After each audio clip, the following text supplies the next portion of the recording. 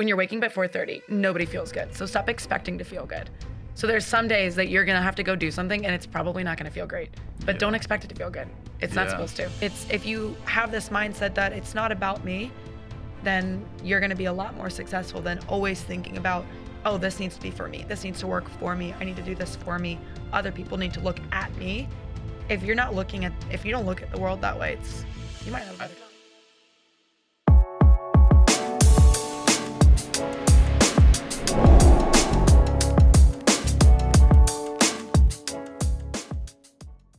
All right, episode 68, Stay Classy podcast. And today we have Bella Martin, who is a CrossFit competition host and reporter, originally from San Diego, California. Is that right? I'm from DC. Oh, you're from DC. I just moved here. But you live in California. I do. You live in San Diego.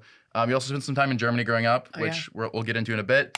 But right now, you are one of the leading voices for CrossFit, and you've spent a lot of time traveling. And you recently did the Madrid Games back in, what was that, September, October? September. Yeah. And then you have the Turf Games upcoming in February and March, Miami and LA, respectively, I think. Yep. And you transferred to Texas A&M, right? I transferred to Texas A&M from Penn State. It was just too cold. Too cold. It was too cold for me. I feel that. I transferred. I went to school in New England for 2 years, and I transferred back to California, finished up at UCLA. So I definitely get you there. It's not the same, and there's always coming back to California. Is by far, like I feel like you should experience like the cold weather so you know how good you have it. Like I don't do winter. Once it's 62, I don't do winter anymore. Shut off. What have you been doing the last couple months? It's been kind of cold. Like no, it's beautiful. I think Californians complain about the cold, and they're like, no, it's but 62 I'm saying it's degrees. been like around 50. Like, I know, but it's not actual winter. It's true. In Texas, I moved from Texas, and so it's actually cold there. It's 30 degrees. It's icy. It's cold. What part of Texas is Texas A&M in? It's in College Station, so I think it's the best town in the world. It's the cutest little town. It belongs in a Hallmark movie. Everybody's football. Everyone's Aggie. It's so cute. I know that it's a cool college town. All I know about Texas is I've been to Dallas, and I hear that Houston like really sucks. Yes. And then San Antonio, I don't know. San Antonio is mini Mexico. Mini Mexico. Yeah, mini Mexico.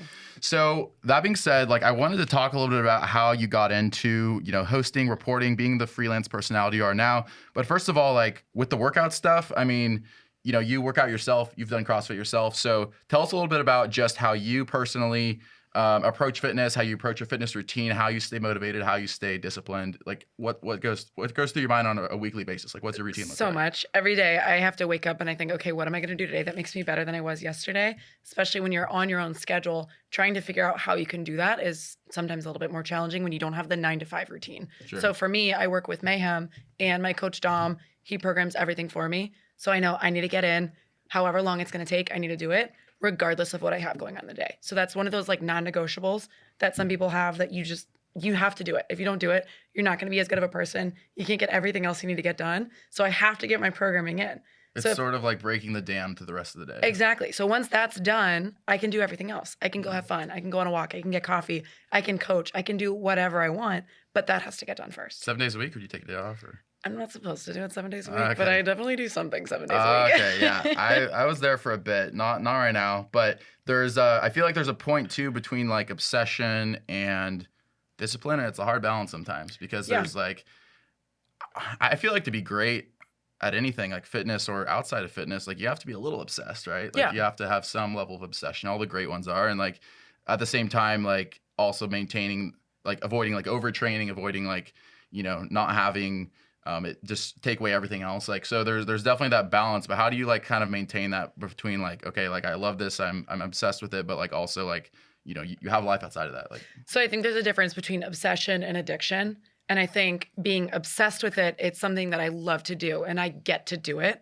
And when I do it, I feel good. But if you're addicted to it, if you don't do it, you feel bad. So if there's a day that I actually cannot train the way that I should or the way that I wanted to, I know that it's okay. And I'm not going to be upset about it. I'll go do something else. I'll have fun. I'll go move in some way. That's how I know it's still a healthy thing for me. But if there's a day that I wake up and I'm thinking, wow, if I can't do my fitness, I'm such a bad person today. I'm so upset. I'm mad. That means I'm addicted. And then I need to reevaluate why I'm actually doing fitness in the first place. Do you ever like get to that point and then you like maybe take a few days off? I don't know, or just kind of like reset, or Or do you just kind of like push into the next day with a different mindset? It kind of depends based on travel. I mean, sometimes I'm traveling for a month at a time and I don't get to do fitness. Yeah. And traveling it's tough. is tough for working out. It's so tough. Yeah. And I try as much as I can. And Dom is great about giving me workouts that I can do wherever I am with like whatever I have. Mobile workout, yeah. Yeah, he does everything for me. But sometimes I just can't do it. Yeah. But then when I get to, I'm so grateful that I get to do that. Yeah, but you said earlier, like there's the obsession and then there's the addiction. So you are obsessed with it to a certain extent. You love it. But at the same time, like, let's be real, there's days when you wake up and, you know, you don't feel it. Like you're not feeling motivated. You're not feeling like, oh, like, you know, let's fucking go. Let's get in the gym. Like, so what do you do during periods like that where motivation is low? Like, what are the characteristics and traits that sustain you, that allow you to maintain discipline in the face of apathy, low motivation? I think I'm just motivated to be better for myself. So if it's not going to be my training, I'll go do something else. I'll go take a walk. I'll go run. I'll go swim. I'll do something. Switch it up. Yeah, I'll switch it up because sometimes you don't want to do what you have to do, and that's okay. But you can do something, and I think that's just being dedicated to who you are as a person. Yeah, there's like a saying that's like when I heard it as a kid is like a boy, or I guess a girl, does what he wants to do, but a man does what he needs to do. It's like when you're a kid, it's like, you know, like responsibility is pretty limited, hopefully for the most part, if you had an innocent childhood. But like if you get to the point as an adult where you're just still doing like things only when you feel like it, that doesn't end well. No, it doesn't. And I think something for me, a lesson that I learned when I was in high school was when you're waking up at 4:30, nobody feels good. So stop expecting to feel good. So there's some days that you're gonna have to go do something and it's probably not gonna feel great. But don't expect it to feel good. It's not supposed to. It's not always going to. Some days it might, and that's great, but it won't always. What's like, so being the best version of yourself obviously is like the big inspiration, but like, is there anything else that kind of motivates you? It's like, okay, like maybe I'm not feeling it, but this, like, is there sort of like an X factor for you that keeps you sustained during those periods where it's a little tougher to get out of bed, a little tougher to get into the gym? I think it's just being myself. I think I hold myself to such a standard that I know that to be me, I need to do this. And if I don't, it's not that I'm letting anybody else down. I'm not even letting myself down, but I'm letting myself of tomorrow down. Well, it's like, as we were talking before, said about the rugby stuff. Like, I had a rugby captain my freshman year, and like people would sometimes be like skipping out on reps like during the workouts and stuff. And he's like, guys, and I thought it was corny at the time. He was like, guys, you're only cheating yourself. And then I was like, but now I'm looking back, I was like, man, that was some like powerful shit right there. It's like a powerful statement that you don't think of like how serious it actually is. You really are just cheating yourself when you like skip a day. I mean, of course, I think there's healthy ways to take time off, but like there's a point where you know you should have been in the gym, you should have gotten after it, and that's a shitty feeling. So that's what you want to avoid, and you want to also maintain the healthy balance between like obsession and addiction. Absolutely. But what about like for you? So do you work out like almost exclusively CrossFit, or what does your like routine look like? It's pretty much just CrossFit. Every day it's CrossFit, and then if I want to, I'll sprinkle something else in. I coach functional fitness, which isn't technically CrossFit. It's everything about CrossFit without the Olympic lifting, without the high level gymnastics. And so it's still really fun. It's still movement. It's very athletic. And so I'm still getting that high intensity excitement that I love to get from CrossFit, but it's just a little bit different. But also, if someone wants to go to yoga, you want to go surf, if you want to go do Pilates, whatever it is, I'm so keen. I'll do whatever it is. Just like getting something in. Yeah, I don't care what it is. We can go spin. I don't care what we do. As long as we're moving, I'm cool with that. Yeah. So I want to ask you a little bit then, like, so you working out was important to you, like growing up, like fitness was important to you, but what was the point where it went from you working out and you being disciplined to like the transition to journalism and to freelance journalism? Like how did that transpire? Like, did you study journalism, or was it like something post-college, or like, hey, like I just feel really strongly drawn towards this and I already like fitness, or like what was the transition like? It's kind of funny, and it's also just, it's not me at all, the way that I stepped into everything. So I was in grad school studying personal branding, athlete branding, all of that, thinking that's what I was going to do. COVID happened. That's obviously not what I did. And so I started the balls to everything. Yeah, I started coaching CrossFit just as a means. I just wanted to do something. I enjoyed it. I love being around people. So I figured this is something to do for now. Then someone came into one of my classes and said, hey, you should MC. You'd be great. Absolutely not. I used to have crazy social anxiety coming into big groups of people. Absolutely hated it. And so I thought, no, that could not possibly be for me. But I also used to think that CrossFit couldn't possibly be for me. And then it became my thing. And so I thought, okay, well, if I was wrong about CrossFit being my thing, maybe this could be my thing too. I went and I did I think it was the High Rocks US World Championship was my first ever event emceeing, and I loved it. It was so much fun. From then, I just wanted to do more. So I did Wadapalooza, I did the Fittest Experience, and it just kept building. And from there, being on the floor, it was really fun. And I still do on the floor. It's exciting to get people excited about what they're watching. But then it transitioned into, I actually enjoy the storytelling more.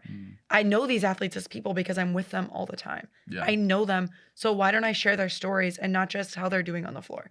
Congratulations, you snatched. But guess what? You also had a kid. And that's pretty cool. That's way cooler to talk about. And that's where the actual global sport of CrossFit will find legs and grow. You know, you see a video of someone doing a lift and it's really heavy. That's impressive, cool. But when you know everything that went into it, when you know their life, when you know their family, when you know all of these other things, it makes it way more relatable. And that's what I enjoy telling. And so from then, I started pursuing what would it look like to do sideline reporting. Madrid, Down Under Championship. And now this year, it's going to be a lot more that versus on the floor. So it's really cool to see how it just kind of continues to build. Yeah. And building blocks. Yeah, building blocks. And when you find what you're supposed to do, the doors will continue to open. Absolutely. If you keep having to hit your head on the door, you're trying to open the wrong door. Enjoying this episode? Subscribe for more content on finding your own path to success. Every subscriber makes a huge difference to the pod, and we're grateful for everyone. And don't forget to throw us a classy like and comment too to let YouTube know that you're a fan of our stuff. Now back to your regularly scheduled podcasting. I like that line. No, it's and good, right? I was gonna say, like, so one thing that you just said really stuck with me, which is like you said, like it wasn't you. Like when you started getting into public speaking, into reporting, you're like, oh, this just isn't me. No. But I feel like that's like sort of where people talk about like it's all mindset, but it's true. Where when you tell yourself like this isn't me, then it becomes sort of this self-fulfilling prophecy. But when you sort of say like, oh, when you start to shift mindset and say like, hey, like actually like this could be me. Like I'm not necessarily bad at this. Like so for instance, like I was always like really bad at math and science, like as a kid. Oh, and I was a humanities kid, but sort of like shifting that, I had to sort of break free of that thinking of I'm just not a math person, I'm just not a science person. Okay. And sort of like expand my mind a bit, like, okay, like I can do this, like I'm capable, like it's gonna take a little more work. I'm not like as instinctive towards this stuff as like other kids.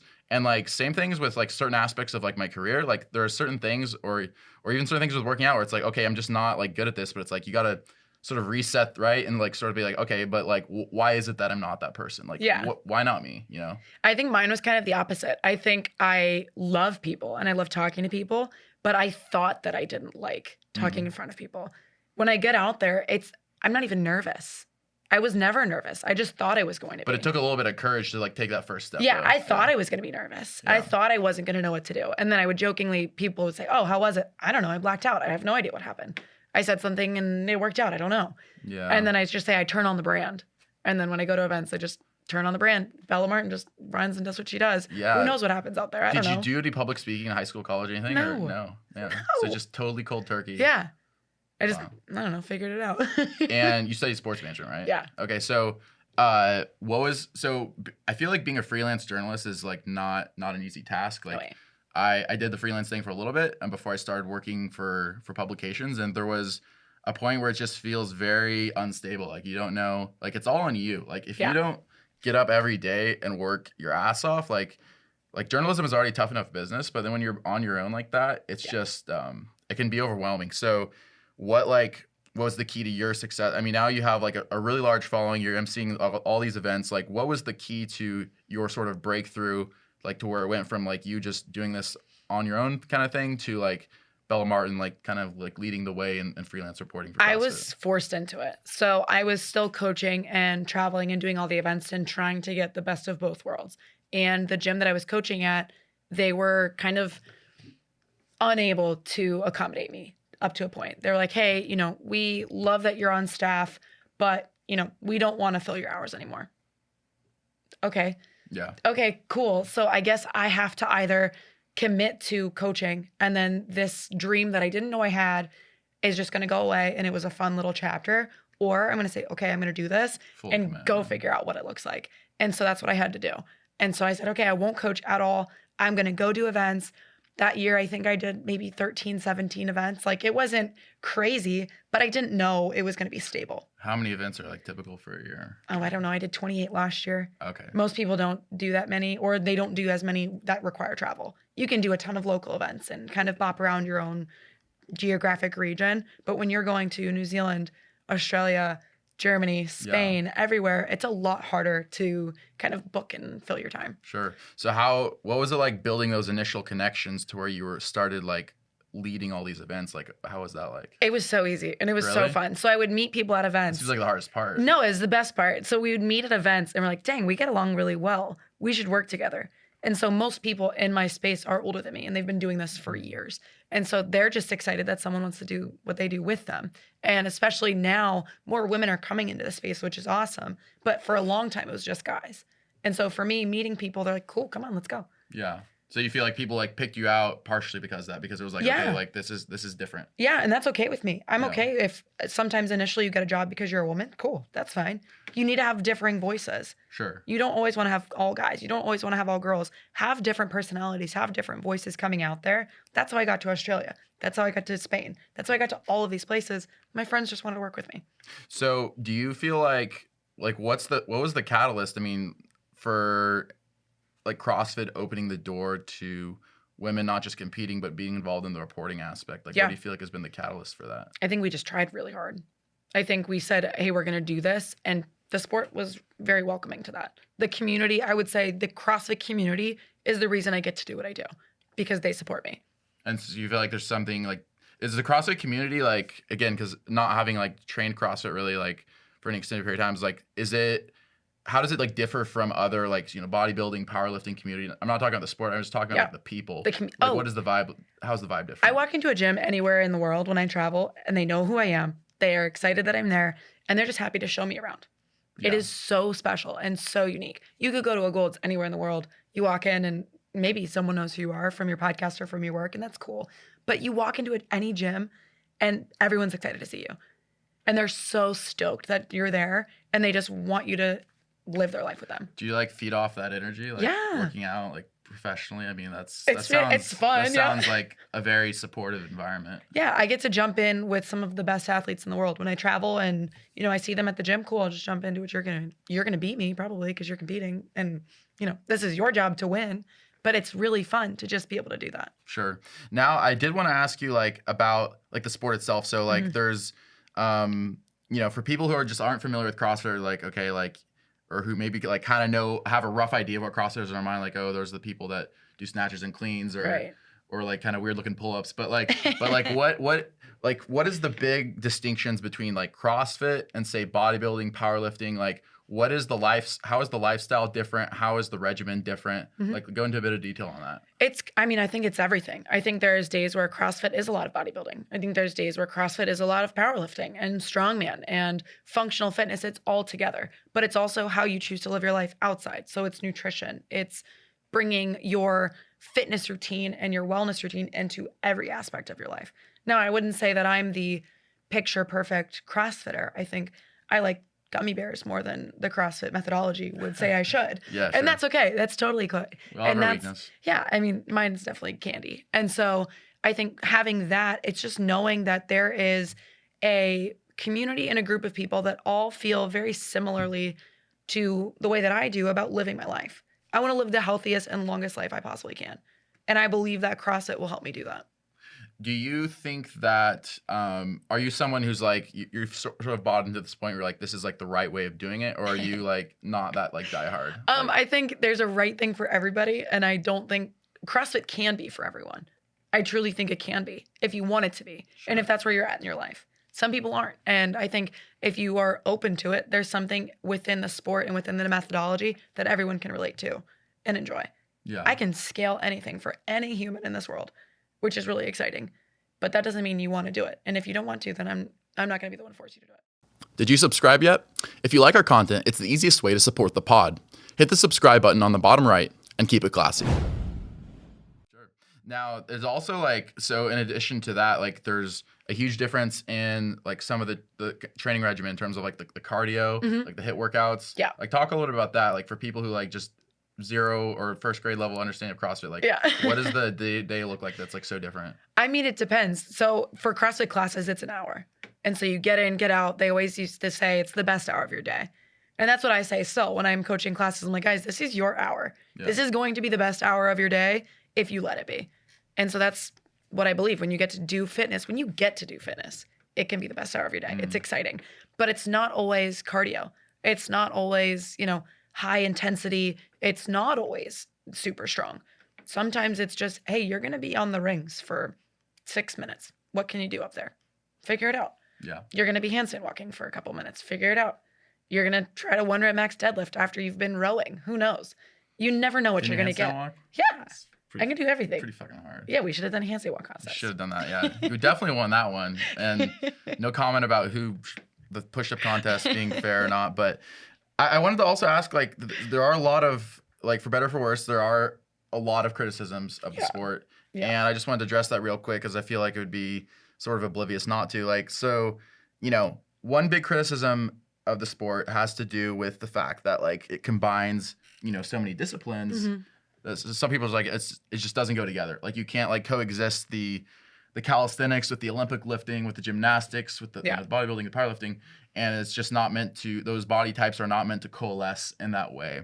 And then the other thing is, like, the form. Like, people rip on CrossFit and, it's not just, I said earlier, like the pull-ups thing, like, kipping pull-ups, like, which people's like, oh, that can lead to shoulder injuries. Like, I haven't studied enough to know, but there's also, like, just a lot of focus on speed with, like, snatches and cleans and other movements, even like the normal compound lifts, like bench, squat, deadlift. So do you think there's validity to this criticism? And if so, like, at what level does that, like, affect your view of the sport?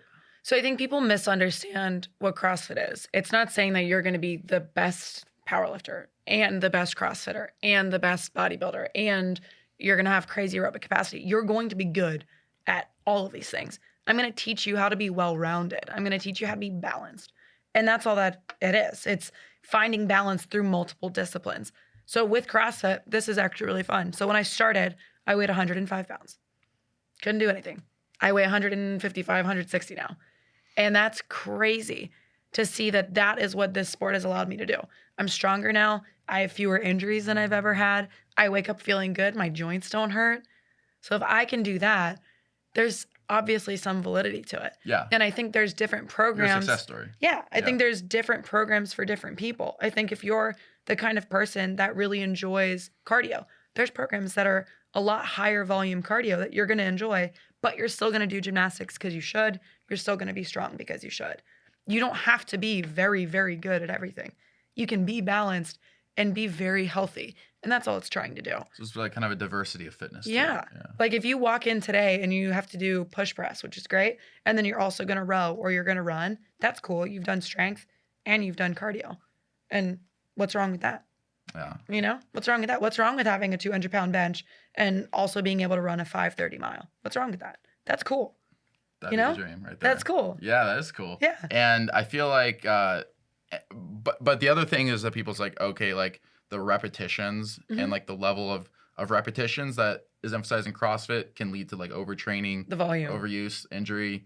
What do you think about that particular criticism? Okay, so I think it depends. I think, again, it's the people that are addicted. It's the people that they didn't learn the proper form early on. And they're just going to go really hard because they think that's going to get the results that they want. And they might look really good, but they probably don't move well. It's just like touch and go deadlift, exactly. Like ripping their back up. So I think always choose to move well and choose to move with intention. And then the volume comes from there. You can't go out the gate really hot and expect the volume to be there immediately. It's like if you tried to go swim a mile right now, most people probably wouldn't be able to do it, or not successfully. They'd be pretty gassed. Same thing with CrossFit. It just takes time. You build up the volume, and that's the point. The point isn't to throw you in and say, go do 60 strict pull-ups, please. That'd be great. No way. Let me teach you how to do a strict pull-up first before you even consider doing a gymnastics pull-up. And it's also gymnastics pull-ups. This is always what people get onto. They're kipping pull-ups and butterfly pull-ups are not pull-ups. Well, they are, but they're for efficiency. Sure. They're not for strength. If I tell you it's to do not the same purpose. No, if I tell you to do 100 pull-ups, how are you going to do it? for time. If I told you to do that, you'd be like, well, it's going to take me a long time to do 100 strict pull-ups. Take a minute. It's going to take a long time. But if I taught you a way to make it more efficient where you're still working your lats, well, then why not? Yeah. You know, Yeah. why not? Why not? But I want you to do strict pull-ups first. Yeah. I won't let you do the right form. Yeah, I won't let you do butterfly pull-ups until you can do strict pull-ups. Yeah. I don't know. I feel like this is just like anecdotal observation is that there's a few people that may have like given CrossFit sort of a bad name, like sort of reputable like influencers. I'm blanking on the guy's name, but there's this one dude who like set like a pull-up record. Oh like, gosh. And it was like they were not pull-ups like by any metric. Like I think they were barely even CrossFit pull-ups, but it was like, okay, like that kind of stuff is like when you're actually counting like a record, it's like, okay, like do the form right. That's for show. Yeah, that's for show. Yeah. And I think a lot of CrossFit is for show. I mean, it's an entertaining sport. That's why I have a job. I get to talk about people doing fitness for time. Yeah. They're doing fitness for time. That's cool. When you think about it, they're doing fitness to then perform and put on a show. So when they're squatting at their gym back home and they're working out, they're doing that so that they can perform and make a better show for everybody watching. Yeah. If that's how you can think of it at the higher level. But for the normal people, for us normies, it's not the same thing. I don't need to put on a show. So again, for somebody at the first grade level, like in a typical CrossFit competition, like what might like a very basic routine look like and how is it judged? For a competition? Yeah. It totally depends. So I was at an event a couple weeks ago. It was first 2 days were the team competition and then the next 2 days were the individual competition. Maybe it was reversed. I didn't remember. But so they would have 2 days full of events. Could be 3 events a day, could be 4. There was a swim, there was a row, there was a bike, there was a 5K run, there was gymnastics, there was weightlifting. It's everything. But these athletes are competing at a higher level. But the best part is, so there's the elites, and then at these competitions, there's also the RX, there's the intermediate, there's the scaled, there's the rookies, there's everybody. So anybody who wants to put on a show has an opportunity to do that. And that's pretty cool to be able to share the floor with people this is their job. Yeah. And you're there constantly. Yeah. You said you did what, 28 events? Oh yeah. So many. And I want to talk about the specific events, but Too first, many. too many. But there's a point at which like, you're very like self-motivated clearly in your fitness routine. And also though, like professionally, I mean, I kind of alluded to it earlier, but just like succeeding as a freelance journalist takes quite an entrepreneurial spirit. Now, for, one thing that we like to talk about on the show is like sort of like for people who are listening and like sort of looking, people that we bring on as like, someone to look up to, like what is the like kind of standard of success it takes to really succeed in that sort of individual entrepreneurial kind of role? Like, and it doesn't have to be specific to journalism. It can be, but like what are the sort of the characteristics, the traits that make you so independently successful? I would say first thing is be okay with being alone. So I spend a lot of time alone. I train alone most of the time. I travel alone. I'm in hotels alone. I am by myself so much of the time. And any other person would probably go crazy because you're by yourself all the time. And it's really tough to be able to sit with yourself so often and be okay with that. And be, okay, cool, this is what we're doing. I'm going to sit and I'm going to write notes. I'm going to talk through myself what I'm going to say today. It's being okay with being alone, but then also thriving being alone. I love being alone. I might not have used to like being alone, but I do now. I really enjoy it. I think that along with making relationships versus trying to get things out of people. I think there's some people that are successful that have just asked for things, and people always say, well, if you ask, you never know if the answer is going to be yes or no. Might as well ask. I'm of the mindset that make friends, and then the people that want to lift you up, that are your true friends, will give you the opportunities that you should be stepping into. You might want something, but it might not necessarily be for you, and you won't know that until you get there. So I think when you make friends with people that are doing what you're doing or doing what you want to be doing, eventually there's going to come a time where if it's the right thing for you, they'll say, hey, I think you should do this. Same thing happened to me. When you're by yourself, when you have all that alone time, like just curious, like meditation, prayer, stuff like that kind of key for you, or like what kind of like gets you through the mundane? I think a lot of prayer and a lot of journaling and reflection. I write so many things down. My notes on my phone is so disgusting. It's tough. I write things down because when you're always on the go and you're always moving, you have a lot of thoughts that are going on. And I talk to myself, which is probably a good thing why I'm alone all the time, because I just talk to myself. Yeah. And then I'm like, oh, I need to write that down. Very important, like the self-talk for anyone in any position of success. But it's not always like mental self-talk. Sometimes I'm just talking. I'm like, oh, wow, I've been having a conversation with myself. That's probably crazy.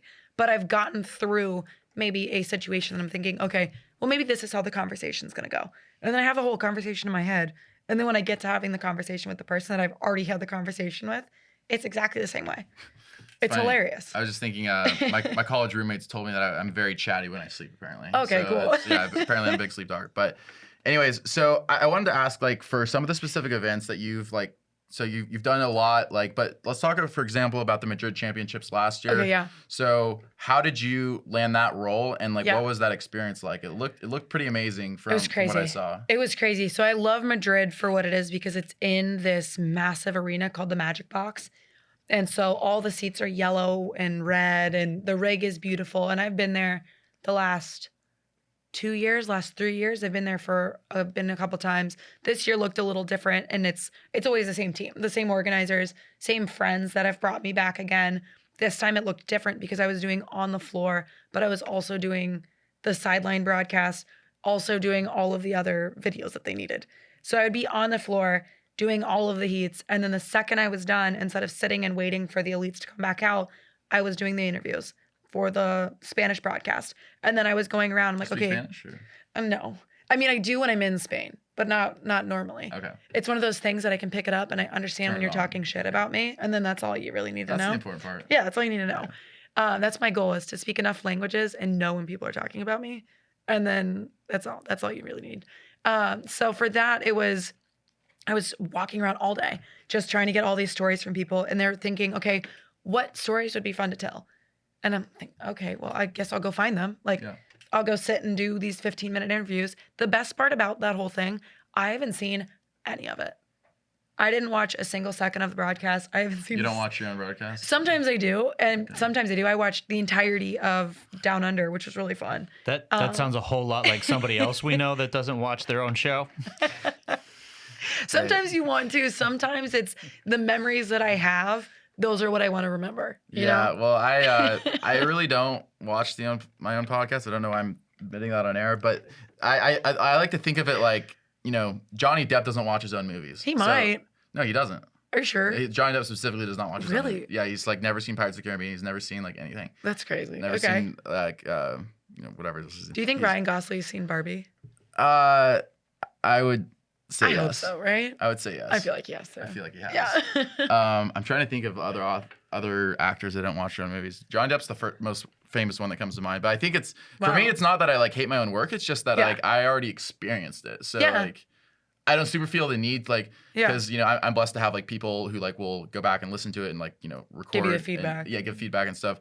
So I'm like, I already experienced it. So, okay, recently I've tried to change that, Rob, actually. Like, so the last like 2-3 weeks, I've been like actually listening to some of the shorts and clips. He's like, a changed man. I can stand my own voice for like a minute or two. And then I'm like, yeah, that's got to cut. That I understand. I cannot stand the sound of my voice when it's recorded. Really? All I hear is this kid that grew up in New Jersey, and like that's it. And I can't get past that. That's hilarious. You want to know the best thing ever? So I used to not like the sound of my own voice, and I was told when I was 12, I have a face for radio, and I still hold that with me. And then I saw the guy. It was my friend's dad. I saw him a couple years ago, and I was like, "Who has a face for radio now?" I make a living off of my voice and my face, so haha. There you go. Joke's on you. I was never told the face thing. I had people tell me I had a voice for radio, but never the face thing. So it's hurtful. Yeah, it's tough. Yeah. It's because the guys you're talking to are smaller than you, Steve. It's my friend's dad. I meant for Steve, but you should definitely beat up your friend's dad too. Yeah. That's just a mean thing to say to a girl. Yeah, it's okay. I've moved on. We're good. Yeah, look at me now. What about the upcoming events? Like, can you tell us like what's gonna happen with turf games and just how did you get that consideration, like sort of what does that mean to turf you? games is so much fun. So it's more functional than CrossFit, which is great. So it's team events. It's always team. It's never individual. You have worms, you have cardio, you have everything, and it's outside. So it's as much fun as you can possibly have with your friends just doing fitness. It's a true fitness festival versus a competition. I mean, it is a competition. You want to win. but it's so much more fun. It's truly just people who like to do fitness together. I competed and I MC'd the one in July, and I'll never do that again. Absolutely never do that again. You can't do both. You gotta do one. There was not enough beer in the world to get me through that one at the end. There's truly not. They're sponsored by this like phenomenal beer company called Jubel. You can't get it in the States. Okay. It's so good. Jubel. And I told them, I was Couldn't like, guys, even like order it online if I wanted to. no, at the end, I told them, I said, guys, I need like eyes on me. I'm not waiting in the line. When I'm done, it better be ready. And it is, oh my gosh, it was so good. But there was not enough of it. Yeah, that's the only beer I'll drink. There was just not enough. You don't drink any beer other than that? No way. Okay. No way. Do you drink alcohol at all? Or? Yeah, Okay. That is my favorite thing. If I'm gonna drink beer, it's like gotta be best or Jubel. nothing. It's so good. Yeah. So what about like so it's in Miami in late February, and then it's in LAX or it's in LA in early March. Yeah. What about like how did they sort of like choose you? Like how did that happen? I've been with them for a couple years. We met, Okay. and some of my friends travel with me to do the events, and it's always the same team. So it's just based on where they're going in the world, who they're going to bring with them. Since I'm local in the States, they're bringing me to Miami and LA, which will be really fun. What they've done now, which is actually really cool, is they are following rugby sevens. So Shout out. yeah, so they're following rugby sevens. So they've done events in South Africa, in Australia, in all around the world with rugby sevens. So everybody who's competing gets a ticket to go. So, and it's the same. Are you gonna go? Yeah, of course. It's the same weekend. So we're all going to go when we're in LA and just actually enjoy the weekend after everybody's done. Yeah. It's going to be so much fun. Have you ever watched rugby before? Yeah. My first game was Reds versus Blues in Brisbane. It was great. Okay. It was great. I didn't know what was happening. Nobody explained it to me. So I had a note on my phone of all my questions. And first things first, the flames were awesome. They had so many flames. It was just was so many flames. The tower building thing is fascinating. Like putting a grown man up in the air, fascinating. Oh, lineouts. Yeah, that's fascinating. Yeah. I am the person that would get thrown up in that situation. That's so cool. I would love that to be my job. And there was, my questions were so pitiful. They were so funny. But it was fun. It was great. Up until the first game I played, I didn't really know what was going on either. Yeah. I started freshman year of college, saw a flyer in the dorm, thought it'd be cool to play rugby. And the social aspect was fun. The parties were fun. I didn't think I was going to play it all my freshman year. Like I wasn't supposed to until, Rob, I don't know if I've told you this story, but there was a game like midway through the season, and this was like playoffs on the line. And we won the game, but some of our, a bunch of our starting players were on the sideline, like cruising beers. And the athletic director saw it and was like, yeah, you guys are all suspended, like, for the next game. Like, so literally our entire starting lineup got suspended. So then all the rookies, all the B players who, like, weren't supposed to get any time got promoted to, like, starting jobs. Like, my time to shine, baby. Yeah. And so I was like, all right, I barely know the rules, but, like, we're going to do this. And so we put in a week of training. We went out. We actually won the game. We actually won the game, which was one of the best memories. My favorite rugby game I've ever played in, because like I played on more talented teams after that, but like that was the most fun I ever had in a rugby game. That's so good. But so the whole team basically got all the starters except for two dudes got like suspended for drinking beer on the sideline. Beer on the sideline. Yeah. So like why they were at a game on the sideline. Yeah, while they're at the basically so rugby is starting to sound like a lot more fun now. I didn't know you could drink while you did it. If it was Jubel, they wouldn't have gotten in trouble. They were drinking beer when the B-side players like me were having our like meaningless game afterwards. So like that was the sin, was like that they were caught drinking beer on like school grounds during like a sporting event. So but it wasn't not during the game. It wasn't during their own game. I thought it was like instead of Gatorade. Played. Okay, I see. Yeah. I have been involved in drinking during rugby games, but that was not one of those days. Okay, cool. Dude, I fucking miss rugby. Anyways, so come to sevens. We're gonna be out. Come to sevens. Make it happen. It's gonna be great. Yeah, no, I'm definitely down. I was never much of a sevens player. I was 15s, but I think like sevens is the cardio is insane. Yeah, you gotta be able to run forever for a long ass time. Yeah, and like you're like in 15s, like you kind of like there's times where you're kind of off to the side in rugby and you're kind of watching the play unfold, but then like sevens, you're in the play every few seconds. So, but rugby side, I wanted to ask you too about like the brands that you participate in and that you represent. Now, one thing is I was curious, like, how does one even like get recruited to be like a brand ambassador? Like, I just don't even know how that works. Like you can talk about the specific brands that you're with now, but like how that happened. Like someone just reach out to you and be like, hey, Bella, like you're killing it in CrossFit, you're killing the reporting. Like, do you want to do this or like what happened? It kind of depends, but all my brands that I work with have all had different origin stories, which is kind of cool. So with LSKD, my major sponsor, my apparel sponsor, I met them in Australia. They're an Australian brand. So I met them in Australia. I was with a couple athletes. One of them was sponsored by Under Armour at the time, and the other one I think was with Reebok. And they're like, oh, you've got to go to LSKD. It's the coolest place ever. And I'm thinking to myself, you both are sponsored by other brands and you're telling me to go somewhere else? It's got to be cool. It's got to be really cool. So I went to their HQ and met the founder, met everybody in the office because their HQ and store is like all connected. Wait, this is in Australia? Mm-hmm. Oh, geez. Yeah. And so I met everybody and immediately we just became the closest of friends. We were just the best friends. They were not in the States yet. They didn't have US shipping. Like it was not what it is right now. And so we just kind of chatted for a couple months. And then eventually they said, you know, we're growing in the States now. We want you to come on. What do you think? Sure. Why not? Yeah. This is great. You're already my favorite people. You're already the clothing that I choose to wear anyway. Let's do it. We have a lot of brand and value alignment. So this makes perfect sense to me. Hey there, classy viewers. Thanks for listening to our podcast. We're dedicated to providing you with quality content that inspires and brightens your day. But keeping it classy can be expensive. If you enjoy our content, we're asking for your support for the podcast using the donation link in the description below. Donations mean the world to us, and even as little as $5 can make a huge difference in helping us make this podcast a reality. Plus, donors are added to our shortlist to be the first to receive exclusive offers on merch, extra content, and even chances to appear on the pod. Anything you can give would truly be appreciated. Now get back to enjoying the rest of the podcast, and as always, stay classy. What is the alignment? Like, I mean, I know a little bit about them, like, and some of the things that are important to their brand and their values, but like, can you explain to people like what's different about the brand? Like, why are they unique and sort of like set apart from just any other sportswear clothing? I would say apart from everything, we are so community driven. So I walk into the HQ almost every day and I just get to hug all my favorite people. And you go anywhere and you're wearing LSKD, someone's going to be excited that you're wearing it and they want to talk to you and they want to be your friend. We do events all over the city, all over the country, all over the world where we just bring people in the community together, give you clothing and ask for nothing in return. We want you to be happy and we want you to be part of our family.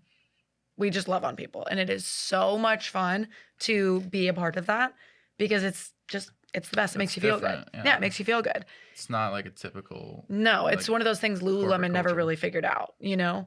They never figured out what true community is. It's not bringing a bunch of influencers together and making them look pretty. That's not community. It's bringing actual people from gyms that you attend and go to and people you meet on the street. Hey, come on, let's go. That's community. What's the founder like? Because you said you met him. Oh my gosh, he's phenomenal. He's so fun. His son is my favorite kid in the entire world. Hendrix. My favorite kid in the entire world. He is, I think, 5 or 6 years old. And last year when I was out in Brisbane at the event, they had Polynesian dancers. It's like my favorite story. I'll never forget this. And I texted him and I said, Jace, I want to bring Hendy on the floor with me so he can see the dancers like as close as you are to me. He's like, oh my gosh, Hendy, I love that. Let's go. So I go pick him up. We're holding hands. I have gummy bears in one hand. I got my child in the other. For you or for the kid? For both of us, of course. And so we go out there and we're sitting there and the dancers, they're doing their thing. And it was like Magic Mike mixed with Polynesian dancing. It was the coolest thing ever. It was the highlight of most of our weekends. And he was so stoked. He's sitting there staring at them and he's looking at me, just smiling, having the best time. And just being a part of their family is really, aside from the brand, just being a part of the Daniels family is so special. And so we have this connection and this relationship that goes beyond just being part of the brand. And it's also like another value that's important to them, I feel like, is this idea of being 1% better. Absolutely. Like, what does that like really mean? I mean, it's sort of self-explanatory, but just being 1% better every day, like how does that carry over into like the way that they conduct themselves as a company? All of us are choosing to be 1% better, whether that's being more productive at work, whether that's choosing to go make a new friend and like be more social, whether that's attending an event that puts you out of your comfort zone or going to choose a new sport. A lot of us within the company go try to do crazy things with sports. They run, they swim, they do triathlons. The founder, his son just did like his first triathlon. He's like 6 years old. What? Yeah. And so it's all of these things. It's all of us are choosing to be the best versions of ourselves every day.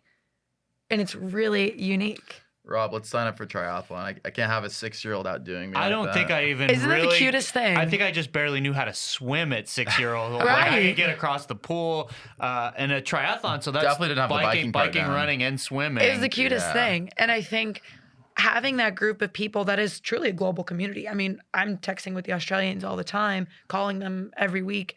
It's a global community of people that just want to be better versions of themselves. And I Yeah. can't name another company that's doing the same thing. How often do you go to Australia? I'll go there 4 times this year. Jeez. Mm-hmm. Sounds like such a cool country. It's so cool. It's the best. Yeah. Take It's so me cool. with you, please. Come on. We're going in May. Let's go. I haven't been since 2002, and I would go back to Australia in a heartbeat. It was so much fun. Come on. We're going. The Outback sounds amazing. I also wanted to ask you about the other brand you work with, Mayhem Athletes. So Yeah. talk a little bit about like what made you want to be a part of that brand. Mm-hmm. Like obviously a separate situation. So like what made you like get involved with them and like sort of what are their values? What are they about? Mayhem's a really fun story. So when I started doing CrossFit and I wanted to do at a little bit of a more intense level, not necessarily just doing class, I wanted to follow a program. And that's what most people that do CrossFit do. They follow a program. And so Mayhem is founded by Rich Froning, who is fittest man in the world several times running, on the fittest team in the world several times running. He is this kind of athlete icon within the space, but he's also one of the people that actually brings faith and religion into space too, which is really exciting because a lot of times I think when you kind of go into the sports side of things, you lose that and you lose your values and you lose, people are scared to talk about religion. Yeah. And they don't want to hurt anyone's feelings. And Yeah. Rich is not that way. And Mayhem is not that way. And so going with them, a lot of my friends were already following their program. So I figured, might as well just jump in. Let's do it. Yeah. Started doing Mayhem. And it just immediately, the programming for me was what my body liked and what I needed and what I enjoyed doing. And I liked the people that were doing it. And then I started doing it a little bit more intensely, posting about it a little bit more, and meeting people that actually work within Mayhem.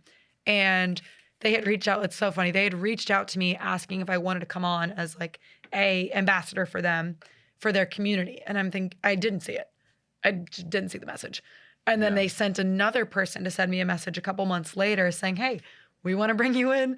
Yeah. We love what you're doing. You're not necessarily one of these competitive athletes that's trying to be a pro in the space, but you're such a good community athlete for us. You're relatable. You're fit, but you're not trying to go compete at the games. That's cool. People can relate to that. And so I finally saw that and I thought, wow, that actually makes sense. And that's cool to be seen as someone who is relatable. I want to be relatable. Yeah. I want people to hear my story, meet me, and think, wow, I get what she's doing. Just because you're good at something doesn't mean you can't still relate to like Right. everyday people. Like, Right. And there's people out there in this world that are so much better than me, but there's people out there that want to be where I am. And it's really cool to be able to speak to them in both levels. And so I started working with them. And then I think about a year and a half after we started working together, their one-on-one coaching started to take off. And they asked me if I would be interested in doing that as opposed to doing their regular kind of compete that everybody has the same programming. And I'm thinking, I'm not that competitive, guys. Like, I don't know if I deserve the attention from your coaches. I don't know if I should really be taking their attention. And like, no, let's do this. So they brought me into their one-on-one programming where I met my coach, Dom. And Dom and I got on like house on fire. I remember the first time we met, I picked him up from the airport because he was coming to Austin. Took him. We got peanut butter and jelly, like Uncrustables. We're obsessed with those. We went to the grocery store, got Uncrustables, had tacos. We had the most fun weekend listening to really aggressive rock. I love metal. It's a secret, like nobody knows. Oh, so you and Rob. Yeah, no. Hell yeah. We're vibe. souls here. Yeah, no, I love that stuff. And so it was fun to get to know my coach, but get to know him as my friend. And then now we're very close, and I've met his wife, and I've met all these other athletes that he's coaching, and I've been brought into the Mayhem family. And they all live in Cookeville, Tennessee. But for us, we get along because we all love fitness, but then also at the same time, we all love God. And it's just, we're all very kind to each other. And it's really cool. That's awesome. It's really cool. You do you feel like that there's a lot of similarity between the two brands that you work with, or like what sort of sets like Mayhem apart, like specifically, would you say? I think what sets Mayhem apart is not necessarily, I mean, they're wildly successful as a programming company. They're wildly successful, but I think people respect them for what they do.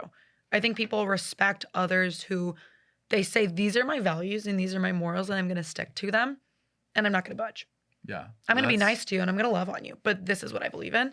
And that is so rare. Yeah, I feel like it's like pretty countercultural now, right? Like in the face Absolutely. of like, and I'm not gonna go into a political deep in here, but like in terms of like cancel culture and brands being canceled nowadays for Yeah. like random stuff, whether it's Bud Light being canceled by the right or whoever. I'm sure the left's canceled somebody too. But Everybody's like, getting everybody's getting canceled. canceled. So like Everybody. Yeah. Yeah. People get canceled on both sides, but it's like there's sort of it's countercultural to really take a strong values oriented stand. Yeah. It's more like I think safer to just be kind of in this vague neutral, like, oh, like I don't really like.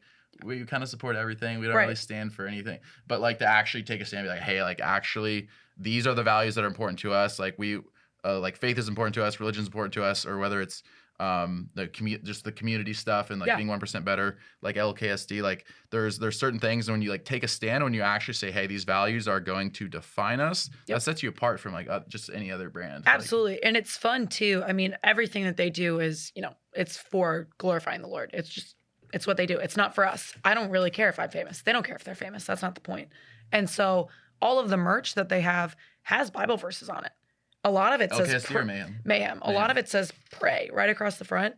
You walk anywhere, someone sees that shirt, they can ask you a question, and it's really fun. Yeah. It's and you don't mind that? Like, no, I don't not, mind. Like, the attention? Like, no, it's fine. In terms of just walking down the street, someone's like, hey, like what's people ask me all the time. I've been at an event once wearing a shirt, and this guy was like, do you mind praying for me? I actually kind of need some prayer today. Yeah. And that's cool, because if I wasn't wearing that, he probably wouldn't have asked. I feel like it's interesting, like a lot of times, like in my life, and I was really just a religious background, and like I noticed that like people who are not even like religious will like ask for prayer, and I find that very fascinating. Yeah. Like I don't know if that has nothing to do with like the mayhem or anything, but like just in general, like there's I think at a certain human level, like whether we're like sure about like God and faith and religion and the role of like the church and like the Bible, like whatever it is that you're like struggling with, but like we all on some level like love being prayed for. Absolutely. Like we love feeling like there's something bigger than ourselves that's looking after us. I want someone to care for me, and I want someone to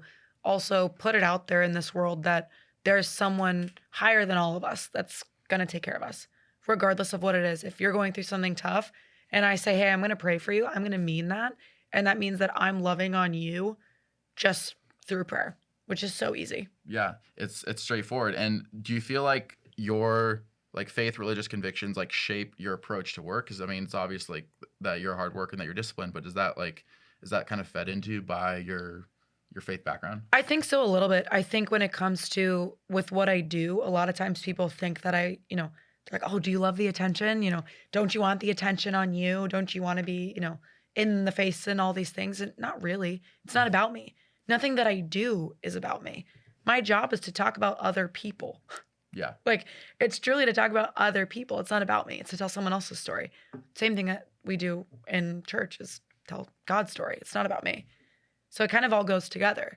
It's if you have this mindset that it's not about me, then you're going to be a lot more successful than always thinking about, oh, this needs to be for me. This needs to work for me. I need to do this for me. Other people need to look at me. If you don't look at the world that way, you might have a better time. I feel like the people that have made the greatest accomplishments like historically are people who were very others oriented, that had like a bigger like a big like sort of world shaped vision. Yeah. Like I'm thinking about like nothing to do with sports, but William Wilberforce, like who ended like slavery in UK, like he was, devout Christian, like always praying, always like very strictly adhering to his faith. And he was like very oriented on, ending slavery because he believed that slavery was, contrary to the gospel and like didn't align with like his values and his religious convictions. So I feel like people that have, and not, of course, people who don't have religious convictions like have accomplished wonderful things too. But my point is that when you have like those set of values that compel you to be others oriented and to be community oriented, I feel like that's when those people have the bigger impact than someone who's like, oh, like my individual accomplishments, me this, like me that, like that's fine, and that's like there's nothing wrong with being the best version of yourself. But it's when it's like for someone else that you actually see the biggest impact. Absolutely, it's not about me. And I'll tell every podcast I'm on, it's not about me. So as much as, we can talk about ourselves, at the end of the day, it's not about us. Was there a point in like growing up or maybe like transition to adulthood where like, so it's obvious that like the discipline and the work ethic is there and like the convictions are there, but were you sort of just always like, were you raised that way? Like, was that kind of like the way you were growing up, or was there a point in life, an epiphany, maybe a challenge that you overcame that like sort of shaped this not about me approach that you have to life? I don't know. I was kind of always very independent, always like taking care of people. Growing up, my dad, he was always gone for work and he just had to be. He was a doctor. He had to. And so I would take care of my siblings. I would go to my brother's classes when they were in elementary school and check on their teachers and be like, oh, what are my brothers doing? Who does that? Why would I do that? I don't know. It's just what I felt called to do. And then when I was in high school and my parents separated, I kept that same mentality of I need to take care of my brothers. I need to make sure my brother's always taken care of, make sure they're good. I'll be fine no matter what. I'll always be fine. I need to make sure other people are good. And that's what matters. Same thing in college. So you sort of pushed into it almost. That you had to just lean into develop it. that role. Yeah, I just lean into it. I've always been very independent and very much I can take care of myself. I'm okay. Yeah. But I love taking care of other people and making sure other people are taken care of. And I think it kind of goes together. It's not about me. Don't worry about me. I'm good. I got it. Don't give me the attention. I'm going to give the attention to other people. I'm going to tell your stories. I'm going to make sure you're good. Don't worry about me. I'm all right. That's unique. Like that's. I guess like I don't know. Well, no, I mean, but the fact is like I feel like in journalism and sports, it's like the inclination is there to make it about yourself, to be that personality. Yes. But I was gonna ask you, like, so sort of shifting topics as we close, like we talked a little bit earlier about, how you being a woman in not just sports, but being a woman in media is like sort of, it's obviously like always groundbreaking when you break into a field that's dominated by men. Do you feel like that transition, like overall, is like happening the way it should, or what do you see as sort of the next level for women in media, for women transitioning into journalism, like sort of making journalism like their domain? What should happen next, or do you feel like it's happening as it should? It's interesting. I think it's happening as it would naturally. I think more women are finding roles within media, in front of the camera, behind the camera, kind of, hey, I know what I'm talking about. I might not have played football, but I can talk about it. I might not have competed in CrossFit, but I study it enough to know what I'm talking about, and people respect that. I think the problem that happens is women that want to be very, I don't know, out there and feminine and putting themselves out there on the internet. I think the internet's always, it causes all the problems. But I think, it's a vile place. Yeah, I think when you want to have a more casual brand on the internet, people don't want to respect you. And people see that and they're like, oh, well, she went on a vacation to Mexico and posted in her swimsuit. She can't be serious at her work. But I think you can. Because if you went on a vacation trip to Mexico and you posted that you're on the beach, nobody would say anything about it, I think it's just it's a double standard, but it's tough too, because I think there is a fine line. And I think women are finding that line, and then they're finding success with it. For me, I always think, okay, I want people to come to my page, see what I do, see that I'm a normal person, relate to me in a way, but see what I do for work and say, cool, I'm sure she's got it. I'm sure I respect what she has to say. Cool, she's professional. But I'm still a human. I still post. I have fun. I do things. But I think if you understand how to create the brand as a woman, there's some things you just have to be more careful of. And that's okay.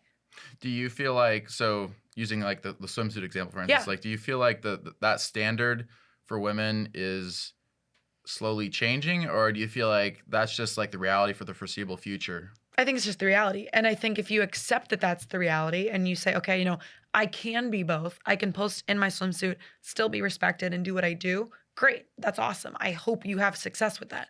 But at the same time, I value having a brand on the internet that is very much, this is my brand. Please respect me. I'm going to deserve it. I promise. And I don't want to have any surprises. I don't want someone to say, oh, well, you posted this and that, caught us off guard. I don't want to catch people off guard. I want to be seen as professional.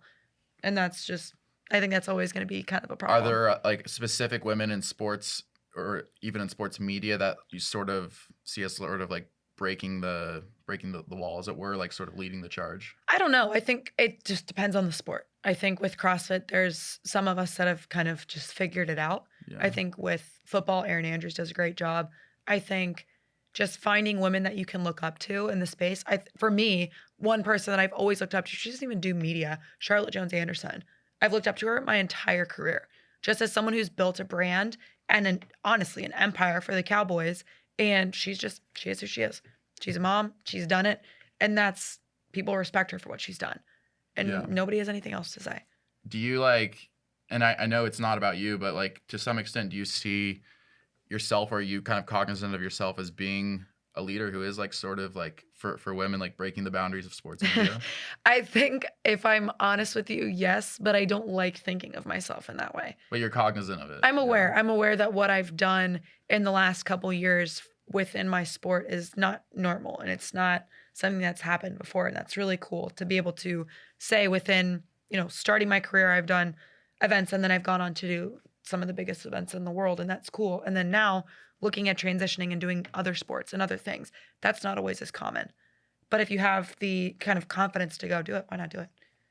I don't need to be the biggest name, but I will make a name. Do you feel like confidence, like in professionally, is judged differently between men and women in terms of like in our culture specifically, in terms of like confidence and men being perceived as a positive trait and not in women? I think it depends, and I love this question because I had this conversation with someone the other day.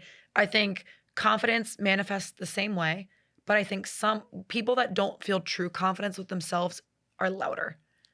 And people who are always very vocal and very loud about, oh, I'm very confident. I'm doing this. I'm so cool. I'm so successful. I'm big. I'm proud of myself. I'm doing this for women. The people that are very loud that say that typically are not the people that are the most confident. I think leading with a quiet confidence is something that everybody relates to and everybody wants to see. You don't want to see, whether it's a guy or a girl. I don't need to hear that you're confident. I want you to show me that you're confident. Because if you tell me that you're confident, I probably don't believe you. Man, that's real. Wait, didn't we just have that same conversation, except it was people that are really rich don't flaunt their wealth? Right. Oh, yeah. 100% we had that the same thing. last Yeah. week about like, what was it? Like the girl who was like, oh, that purse is $500. And we were talking about like, it's like, yeah, if you need to like announce it to the room, it's like probably, not a good sign for you. Yeah. But also like, in terms of moving forward, like, being a leader in the industry, being a leader with women in media, but like, what do you want your overall impact, like your future impact to look like legacy wise, like, when it's all said and done, you sail off to the sunset, like what is like a hope or a goal for you? Or like, okay, I want my career trajectory to look like this. Yeah. And again, understanding that it's not just about like your own image, but like what would you want to be remembered for in what you accomplish professionally? I want to go really big, and then I want to help other people do the same thing. So I want to be able to say, okay, I've done this with this sport. I've entered another sport that is completely different from what I've done, and I was successful there, and I'm going to teach you how to do the same thing. And I'm not going to ask for anything in return. I want to show you how it's done, and then you can go do it too. You see yourself in like a mentor coaching role? Oh yeah, I would love to do that. I think when you are able to vocalize and share what you've done and how you've done it, instead of just, oh, the opportunities will happen. You can do it. I believe in you. It's not always how it works. Mm-hmm. So if I can tell you, hey, this is how I did it. This is what works. This is what doesn't work. Here's what I have learned from maybe doing it the wrong way once or twice. Let me help you. Cool. I don't need anything in return. Last question I had for you is just like, in terms of like what it takes to succeed entrepreneurially, like, and I know I keep harping on this, but like there's a sort of a balance I feel like between like, there's a point at which you should like take advice and listen to people, have mentors, positive role models. Yeah. Also, yeah, believing in yourself is so important. It just is. Yeah. Like believing that, like, as we talked about earlier, that your identity can be that person that you want it to be. Yeah. So like, what do you feel like is the right combination? What have you discovered as the right combination of like self-belief, but also like listening to others, taking advice, but not letting yourself get discouraged when other people maybe don't believe in you? I mean, if people don't believe me, that's on them. That's fine. Don't believe me. That's okay. Doesn't change the way that I see myself. I think having mentors and having people within my space and in other sports that see my value more than I see my own. Like, you have to be your own number one fan for anybody else to be your own fan, right? Like, you need to believe that you are very good and that you're the number one person that you can be. And then other people will see that and say, I actually see more for you than you do. And that's really cool. And I think surrounding yourself with people that see more for you than you do, that's where you thrive. I think people are haters. I don't care. Yeah. Yeah, hate on me. I don't care. There's a guy in CrossFit. I absolutely adore him. He's hilarious. His name's Andrew Hiller. And he is known for kind of kicking up the dust and saying, hey, this is what's happening. Let's talk about it, whether it's good or bad. And he will kind of sometimes call people out for shenanigans. And I hope in my career I am never called out for a shenanigan. But if I do get called out for a shenanigan, I know I'm going to deserve it. That's the thing. It's having that self-awareness of, okay, cool. I'm going to do everything that I believe is true and that is right. And if it eventually something comes out that is not right that I've done, cool, I'll own it. That's fine. You can be a hater. That's fine. Yeah. Do you feel like that the people that like really succeed are the ones that like just have this perpetual self-belief about them? Or do you feel like it's people who like sort of have the tension of doubt about their own capability, but are able to sort of cope with that? Or I don't know. I don't really have doubts. I think it's questions. I think I am very confident that if I step into a room, I'll be successful at what I choose to do. But I think that sometimes that's a conscious choice you make. Yeah, I think there's some times where it's something new. Like if you put me in like a math competition, I probably wouldn't do very well. But I wouldn't have doubts. It would be just very obvious. Okay, I know I'm bad at math. I've been bad at math since 8th grade. So like, I'm aware of, I'm very self-aware.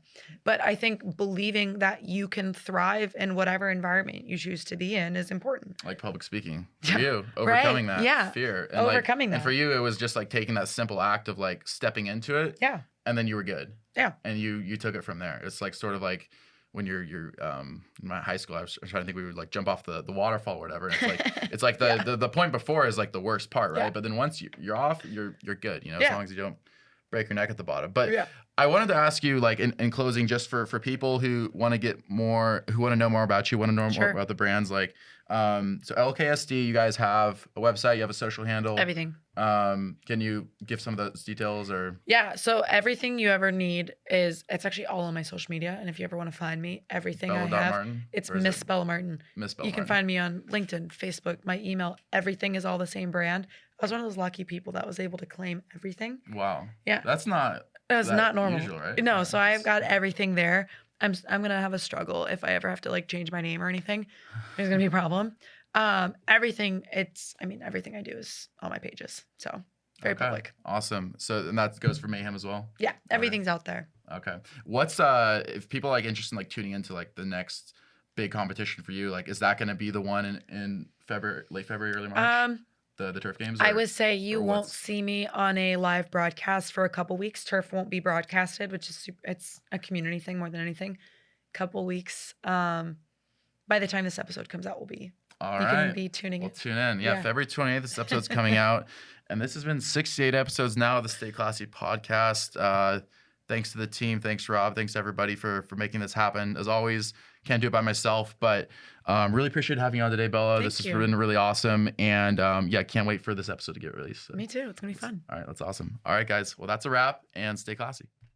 This has been another recorded episode of Stay Classy Podcast with your host, Steve Wire. Thanks so much for tuning in. And as always, you can find all of our content at our website at stayclassypod.com. And thanks to our production sponsor and partner, MaxLux Media. You can find them at maxluxmedia.com. Don't forget to like and subscribe to our channel on YouTube. Every subscription helps and goes a long way towards ensuring that we can continue to produce content for viewers like yourself. Thanks so much. Stay classy.